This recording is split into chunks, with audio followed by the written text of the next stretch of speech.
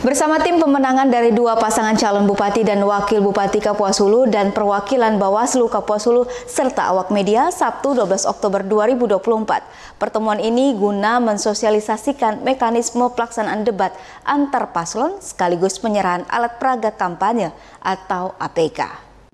Menurut Ketua KPU Kabupaten Kapuas Hulu Muhammad Yusuf, pertemuan ini berkaitan dengan rencana debat paslon sekaligus penyerahan alat peraga kampanye atau APK yang difasilitasi oleh KPU.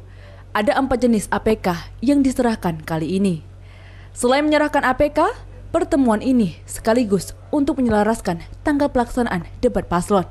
Mengingat hal yang perlu dipertimbangkan adalah jadwal kedua paslon melaksanakan rapat umum atau kampanye terbuka agar tidak bentrok dengan debat paslon. Berdasarkan keputusan bersama, debat paslon disepakati pada 16 November 2024. Namun yang masih perlu disepakati bersama lagi adalah tempat pelaksanaan dan media penyiarannya, sehingga masih perlu dilakukan pertemuan kembali. Waktu, karena seperti saya sampaikan di awal tadi, juga kemarin sampaikan bahwa kami masih menunggu jadwal rapat umum yang mau disampaikan oleh tim paslon 2, sehingga kami bisa normatif dalam menentukan tanggal pelaksanaannya. Kemudian terkait dengan lokasi itu juga belum memastikan, tapi ya ada kemungkinan 60-70% itu kita tidak di Kapuas Hulu. Anggota KPU Kapuas Hulu Dominikus Uyup menegaskan bahwa debat publik ini penting guna menyebarluas profil, visi, dan misi paslon, sehingga masyarakat terbantu untuk menentukan pilihannya.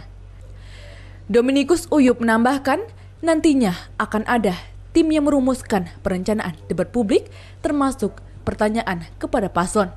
Tim ini melibatkan unsur profesional, akademisi, dan tokoh masyarakat. Sedangkan panelis juga dari kalangan yang sama, dengan kriteria khusus, serta tidak memihak kepada paslon manapun. Teman-teman paslon bahwa debat publik ini memang harus kita rencanakan kami sendiri.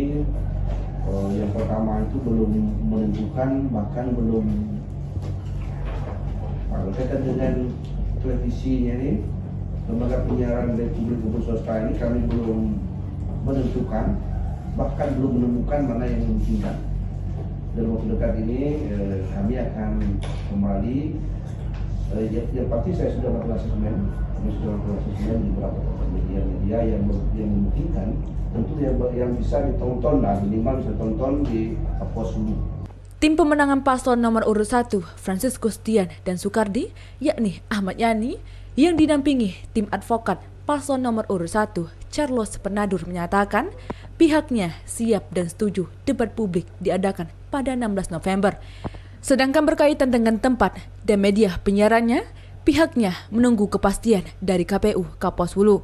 Menurut tim paslon nomor urut 1, hal tersebut hendaknya bisa segera ditetapkan agar tim juga bisa mengatur jadwal kampanye.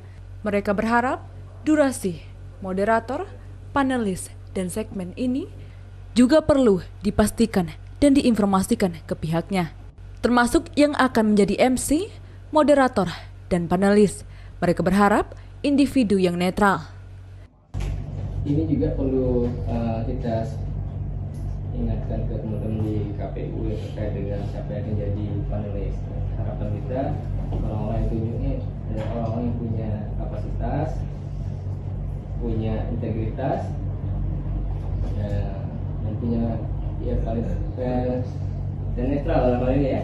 Sementara tim pemenangan paslon nomor urut 2, Wahyudi Hidayat dan Octavianus, yakni Dahar, yang juga tim advokat paslon nomor urut 2 ini menuturkan bahwa pihaknya menyarankan agar ada sesi debat yang memisah antara calon bupati dan calon wakil bupati.